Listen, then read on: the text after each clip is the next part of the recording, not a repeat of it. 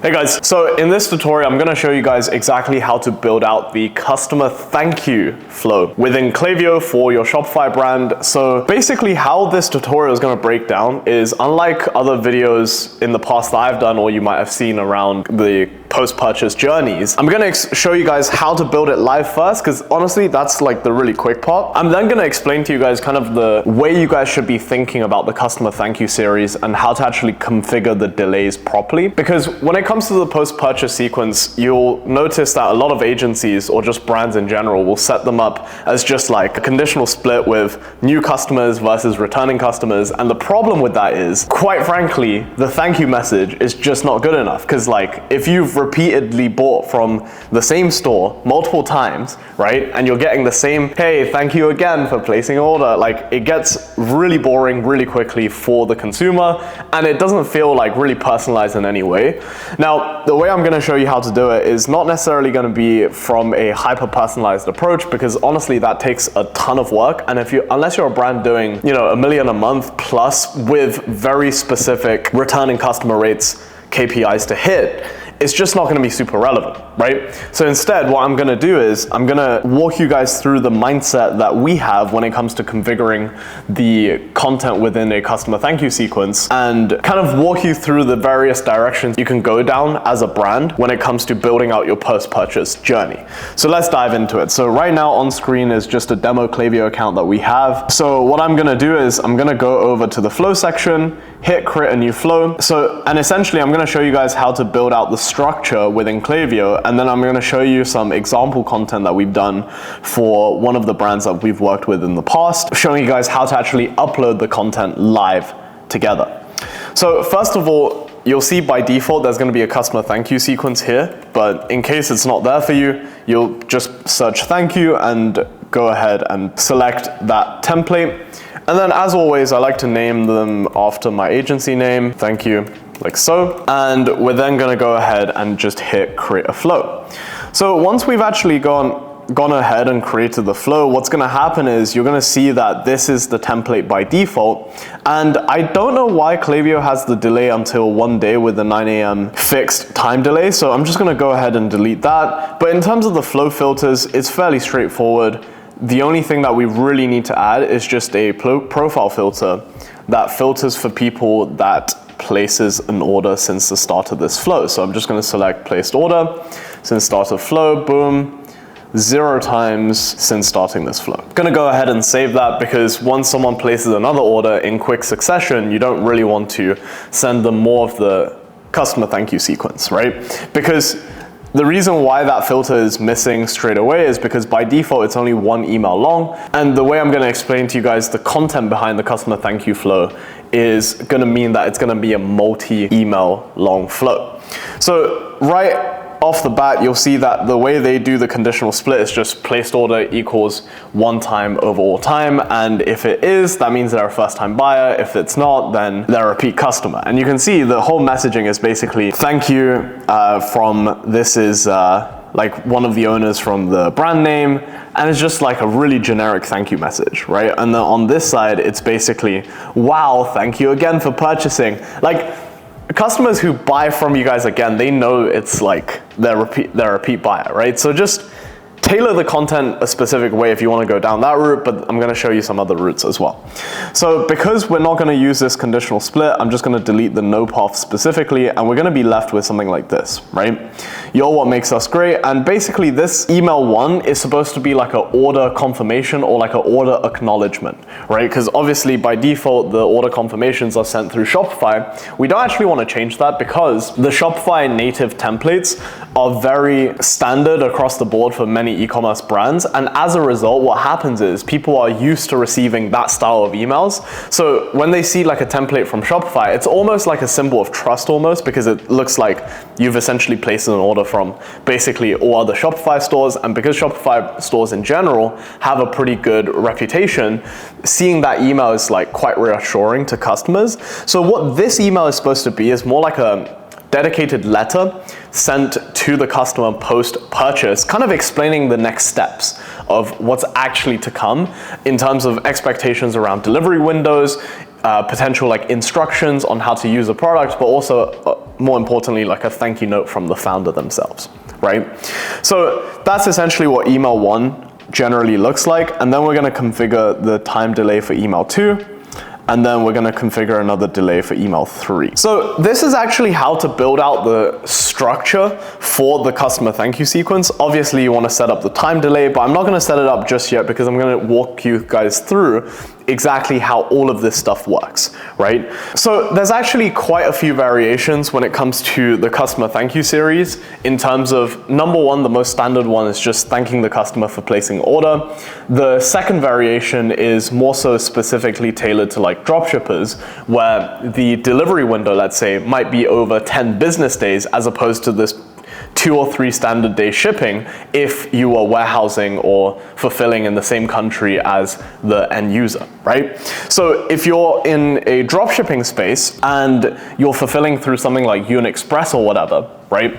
Obviously it's gonna take a couple of weeks. So how do you actually break that down for the audience? And this is also kind of relevant for the brand side of things if you are selling pre-orders or you don't necessarily currently have stock or you have some sort of warehouse delay, right? This is what I like to put in the second email, which is gonna be some sort of delay email, right? So, and this is actually a psychological trick that I learned from Uber, right? Because initially Uber was just a taxi app where you basically request a taxi and it just shows up in front of your door in any given period of time, right? The problem with that was it didn't really differentiate itself from traditional taxi companies where you pick up the phone and they give you an ETA of how long to wait roughly and they're outside your door essentially. So what Uber did was they realized that people don't actually like to wait for a long period of time, but the underlying problem wasn't able to be solved by just reducing the wait times. Instead, what they did was they introduced the map system. So if you order an Uber now, you'll see that there's like a little car icon, right? Like driving closer and closer towards you. So people didn't necessarily care how long they needed to wait. It was, the more important thing was to be able to know that the car is actually progressing towards them, right? So that's why they added the GPS feature to show how far the ride is away from. So essentially what we're doing here psychologically on a very low level is basically breaking down that 14-day shipping window.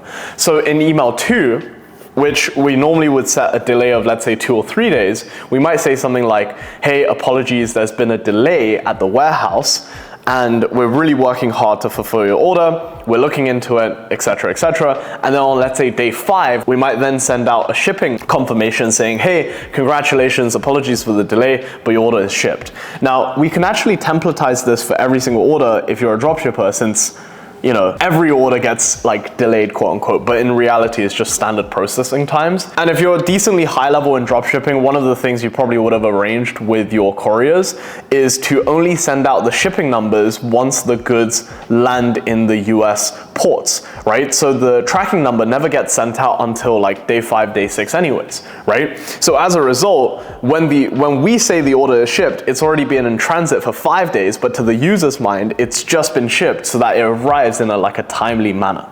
You see what I mean? So essentially that's like one way of doing the dropshipping route. Now, if you're more of a brand and you want to deliver more information to, let's say, a first-time buyer, for example, you'll see that in the example of the brand that I'm showing you how to set up right now. So this email is from a customer thank you flow that we did for a brand that sold hair care products, right?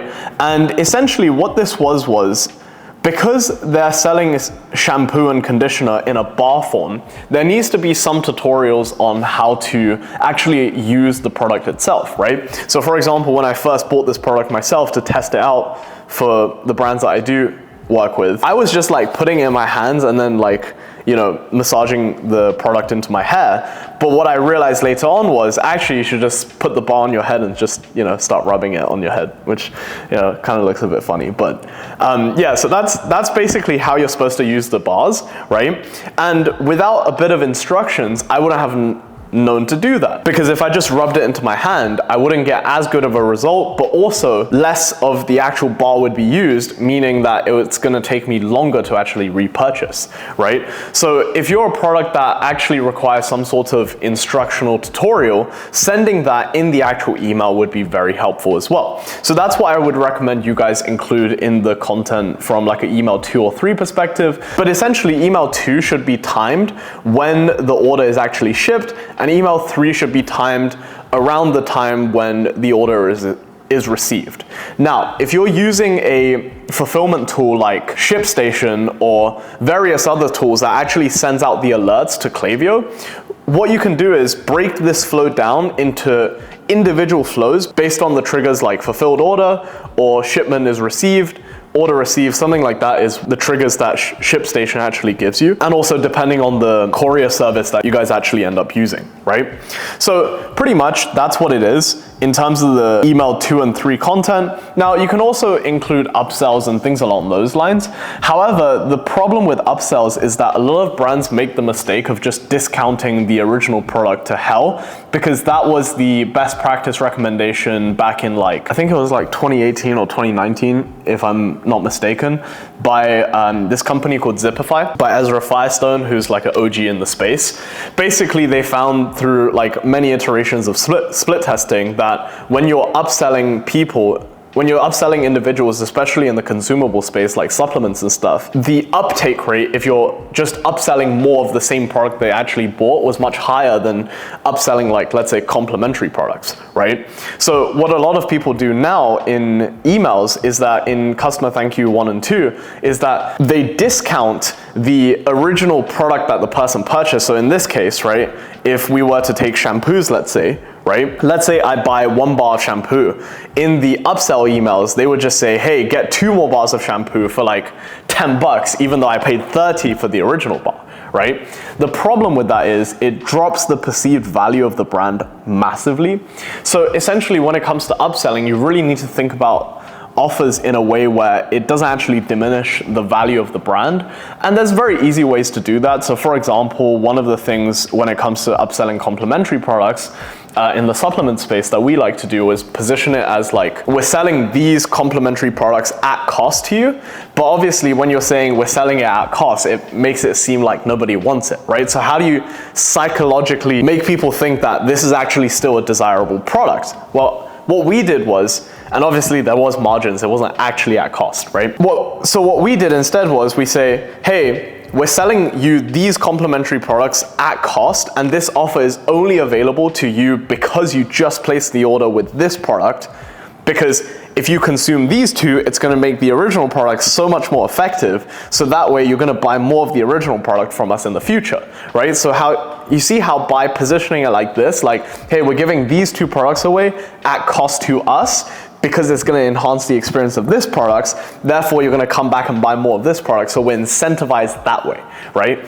So if you're doing any type of upsells, really think about it in terms of aligning incentives with the brand and the user. Obviously the brand is profit driven, the user is outcome driven, they're buying results from you guys. If you can align those 2 goals, then that's basically how you do upselling effectively in the post-purchase customer thank you sequence. So now let me show you guys exactly how to actually build this specific template out, and I'll explain to you what these dynamic blocks are. So now let me show you guys how to actually build this specific customer thank you email out inside of Klaviyo, and then I'll explain to you guys what we actually mean by dynamic blocks once this template is built out. I'll kind of explain how we implement these. Now, if you look at the content, you'll see that the messaging here is you've received your order, right? The thing is, this email is actually not customer thank you email 1. So obviously this doesn't actually normally go into here, but this is actually on order confirmation. But I figured this would be a really good example to demo in terms of showing you guys the different stages of the actual content itself, rather than just showing you guys how to upload another email template. So basically what we want to do is, right, we want to just export this as a JPEG. We always want to do JPEGs as opposed to PNGs, just because then you don't get the transparent background problems, which causes a whole host of issues inside of dark mode. So we're going to export this as a frame 1, and we're just going to call this SZ thank you 1, right? Obviously it's not thank you one, but just take it with a grain of salt. And we're gonna go ahead in here and just upload the actual content itself. So we're gonna go ahead and edit the email template. Of course, this is after we've changed the subject lines, preview text, etc. We're gonna go ahead and delete these blocks right here. And then we're just gonna go ahead and drag in a image block, upload the image, and obviously, you know, watch the tutorial I have out about uploading emails and the various blocks to use, but this is the most simplistic way to do it, pretty much. I know sometimes I get a lot of hate in terms of, oh, Boyan, you're uploading the whole image, and that's gonna affect open rates and deliverability because it's like a heavy email. The truth is, anybody that comments that don't really know anything about email marketing. We've been doing this for literally years, and it's always worked very consistently. Why? Because we do everything else when it comes to deliverability right, in terms of segmentation, making sure compliance is in order, setting up the domains properly, warming it up properly, etc. So yeah, just don't comment in the comments about me doing it like this. I promise you, it's just gonna save you a ton of time. And the people that say, oh, you should code everything in HTML, what happens is they end up with very shitty looking emails. That's just the truth of it. So yeah, if you're gonna drop a comment, save yourself the time. This is the way to do it. Literally like 8-figure, 9-figure brands do it exactly like this. So it's all good.